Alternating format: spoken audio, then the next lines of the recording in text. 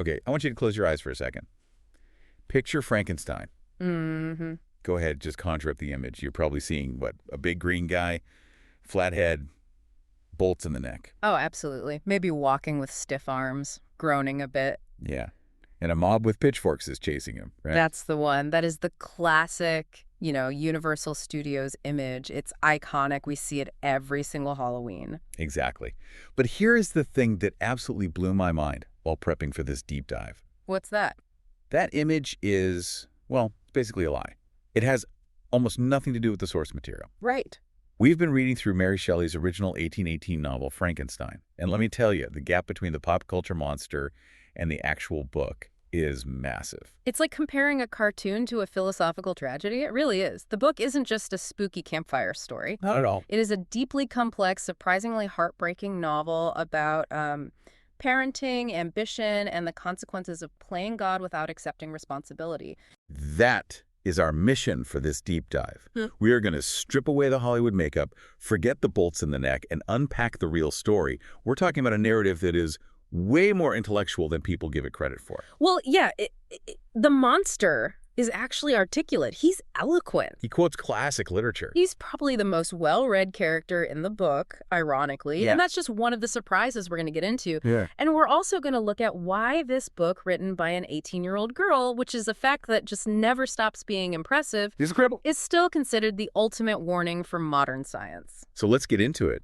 And I think the first shock for most listeners, it certainly was for me, is where this story actually starts. Right.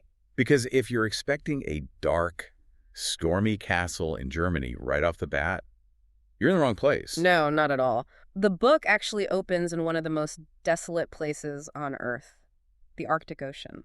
This framing device is so cool, and it's so often just ignored. We start with this guy, Robert Walton. He's an explorer, a ship captain, and he's stuck in the ice. Right. And Walden is crucial because he's sort of a mirror for the main character. He's writing these letters home to his sister. The whole book is letters, right? It's epistolary. Exactly. It's all told through these documents. And in them, he describes his obsession. He wants to reach the North Pole. He wants glory. He's blindingly ambitious. And while they're stuck there, freezing, they see something weird. Yeah. First, a giant figure on a sled, way off in the distance. Yeah. And then later, they find a man floating on an ice floe, nearly dead. And that man is Victor Frankenstein.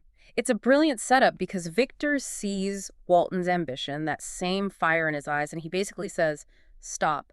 Let me tell you my story so you don't make the same mistakes I did. So the whole book is essentially a dying man's confession to a stranger on a boat. Mm-hmm. So Victor starts his tale, and we flash back to his youth in Geneva. And again, he's not born a mad scientist. He's from a good family, happy childhood. He is, but he has this flaw, this intense fixation on what they called natural philosophy, which was, science back then. Okay. He becomes obsessed with the idea of banishing disease and ultimately death. He wants to uncover the secrets of life itself. So he goes off to university in Ingolstadt, Germany. And this is where the science happens. Mm-hmm. But again, forget the movies. There are no Tesla coils, no lightning rods, no big it's alive moment. No, the reality of his work is way grosser. Oh, yeah. It's incredibly grim. The text describes it as this filthy, solitary task. Victor isn't harnessing lightning. He's digging up graves. He's going to slaughterhouses and charnel houses. He's literally collecting human remains and stitching them together in his apartment. Like, Yes. Biology, not electricity. Exactly. He's building a person from spare parts, and he spends months just completely isolated, not sleeping, obsessed with this one goal. Breathing life into dead tissue. And here is the inciting incident of the entire tragedy, the spark. The moment the creature actually wakes up. Victor has spent 2 years working toward this. He dreams of creating a new species that will bless him. But when that yellow eye finally opens... Doesn't feel triumph. He feels pure horror. Pure, unadulterated horror. Yep. Exactly. He describes the creature as a catastrophe. He tried to pick beautiful features, lustrous black hair, white teeth. Right. But when they're stretched over this 8-foot frame with shriveled yellow skin, it's just monstrous. And his reaction is just, I mean, it's terrible. He doesn't try to talk to it. He doesn't try to teach it. He literally runs out of the room. He ghosts his own creation. It's immediate abandonment. He falls into this dependent illness, basically a nervous breakdown, and his friend Henry Clerval has to nurse him back to health. And the whole time, he's just hoping the thing he made has, wandered off and died somewhere. It's the ultimate abdication of responsibility. You build a sentient being and then just hope it leaves. It's wild. And it sets the stage for everything that follows. The monster isn't the problem yet. The abandonment is the problem. That's it. So, let's pivot. Because while Victor is having his fever dream, the creature is out there trying to survive. And the book does something amazing here. It switches to the creature's perspective. Yeah. This is often the most surprising part for new readers. We get his first-person account. And he isn't a mindless beast. He's like a newborn. Confused. Right. He describes the assault of light and sound on his senses. He has to learn how to eat, how to find warmth. And he eventually finds a hovel, a little shed attached to a cottage where a family, the DeLacy's, lives. And he basically becomes a voyeur. He hides there for months, watching them through a crack in the wall. And this is his school. This is where he learns everything. Everything. He learns what love looks like, what family means. He learns language by listening to them, and he learns to read. And the reading list is impressive. He finds a satchel of books, and it includes Plutarch's Lives, The Sorrows of Young Werther, and crucially, Milton's Paradise Lost. Paradise Lost is the key.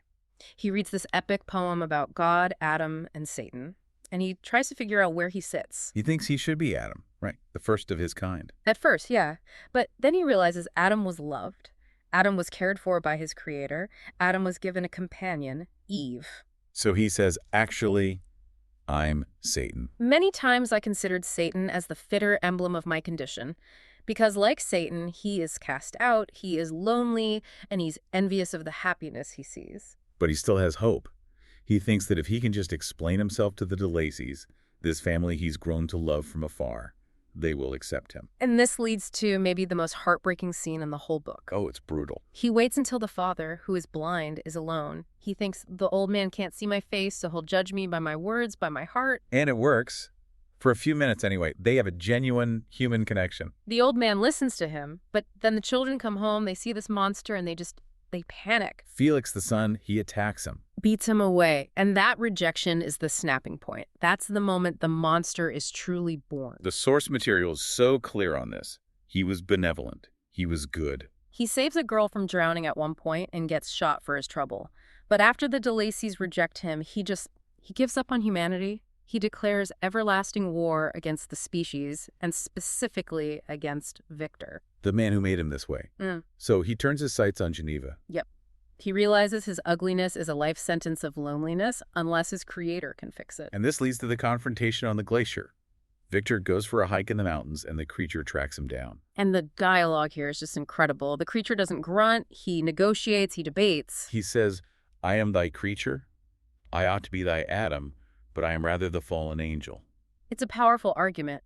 Make me happy, he says, and I shall again be virtuous. He's basically saying, I'm only doing bad things because I'm miserable. So he makes a very specific demand. He wants a mate. He wants a girlfriend. Yeah. A female of the same species. He argues that if he has someone like him, someone to share his isolation with, he won't need to hate humanity anymore. He promises to take her to South America and just disappear forever. And honestly, it sounds like a pretty good deal. Victor thinks so too at first. He realizes he owes the creature this, so he agrees. He does. Victor travels to England and then all the way up to the Orkney Islands in Scotland. This really desolate, rocky place. To set up a secret lab and build a female creature. But he doesn't finish the job. No. This is the second great betrayal. As Victor is putting the female together, he just starts to spiral. He thinks, okay, the male promised to leave us alone, but this female, she hasn't promised anything. Or, even worse, he thinks, what if they have kids? Exactly. He has this terrifying vision of a race of devils propagating on the earth and wiping out humanity. He decides he can't take that risk. So with the monster watching through the window, which is just a chilling image. He tears the half-finished female body to pieces. Oh, man. The creature is watching his only chance at happiness get destroyed. It breaks him completely. He howls in despair and disappears. But he comes back to give Victor one final message. The famous line, I will be with you on your wedding night. Now, Victor, being the self-centered guy he is interprets this threat in a very specific way. Right. He thinks he's going to kill me. He assumes the battle will be between them. He never pauses to consider the symmetry of the situation. You just destroyed my bride. So I'm coming for yours. It's such a massive blind spot. So the wedding happens. Victor marries Elizabeth, his cousin. Yep. They go to an inn for their honeymoon. Victor is pacing the halls with a pistol, just waiting for the monster to jump out at him. And while he's outside guarding the hallway, the monster is climbing into the bedroom window. Victor hears a scream, rushes in, and it's too late. Elizabeth is dead. The creature destroyed Victor's happiness exactly as Victor destroyed his. It's the climax of their mutual destruction. And this brings us full circle to the beginning of the book, the chase. Right. Victor dedicates the rest of his life to hunting the monster. He chases him across Europe, into Russia, and eventually onto the ice where Walton finds him. But he's just a man. He dies on Walton's ship before he can catch his creation. But the story doesn't end there. And this is the part that really sticks with me.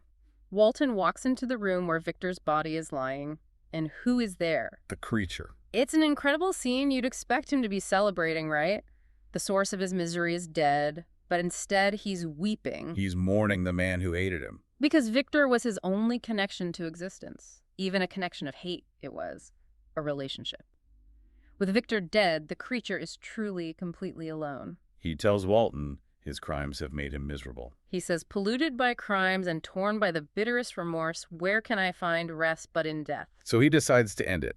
He tells Walton he's going north to the furthest point of the ice to build a funeral pyre and burn himself to ashes. He jumps out the cabin window onto an ice raft and is borne away by the waves and lost in darkness. Wow.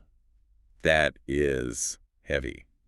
It's a tragedy where everyone loses. There are no winners here at all. So now that we've walked through the narrative, let's take a step back. Why are we still talking about this book? The source material highlights a few key themes, starting with the full title. Frankenstein, or The Modern Prometheus. That subtitle is the key, isn't it? It's the key to the whole novel. If you remember your Greek mythology, Prometheus was the titan who stole fire from the gods and gave it to humanity. And he got punished pretty severely for it. Eternal torment, yeah. So, Mary Shelley is drawing a direct line between Prometheus and Victor. Victor steals the fire of life, something that belongs to nature or the divine, and tries to wield it himself. So is the theme just science is bad? It's more nuanced. It's not that science is bad, it's that knowledge without responsibility is dangerous. The source analysis points out that the Christian God creates man, but then gives him rules, guidance, a garden. Right. Victor plays God, but refuses to do the parenting. That brings up the concept of Frankenstein syndrome. Yes. This is a term people actually use in ethics and robotics today. It's the fear that the things we create, AI, genetic engineering, will eventually turn against us. Which feels incredibly relevant right now. We are having the exact same conversations. And Frankenstein suggests that if our creations turn on us, it's probably because we failed them. The monster didn't start out evil. He was made evil by mistreatment. It's nurture over nature. The ultimate argument for it. Okay, before we wrap up, we have to hit some of the trivia. Mary Shelley's age. It's just wild. 18. She wrote this in 1816, during the year without a summer.